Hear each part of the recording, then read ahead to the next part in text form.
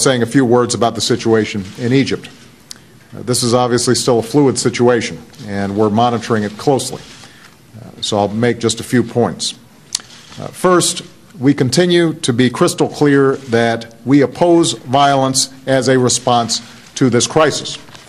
In recent days, we've seen violence and harassment erupt on the streets of Egypt that violates human rights, universal values, and international norms. So we are sending a strong and unequivocal message. Attacks on reporters are unacceptable. Attacks on human rights activists are unacceptable. Attacks on peaceful protesters are unacceptable.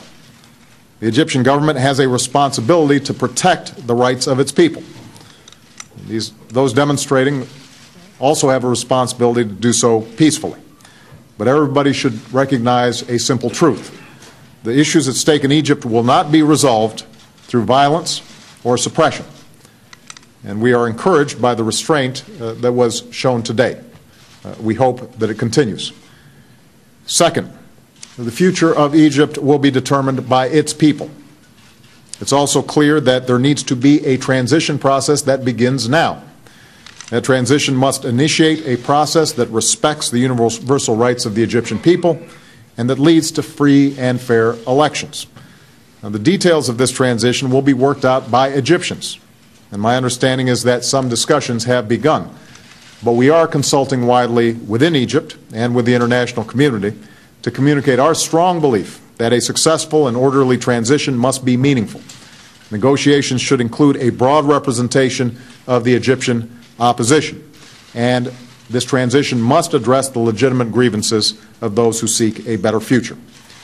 Third, we want to see this moment of turmoil turn into a moment of opportunity. The entire world is watching. What we hope for and what we will work for is a future where all of Egyptian society seizes that opportunity. Right now, a great and ancient civilization is going through a time of tumult and transformation. And even as there are grave challenges and great uncertainty, I am confident that the Egyptian people can shape the future that they deserve.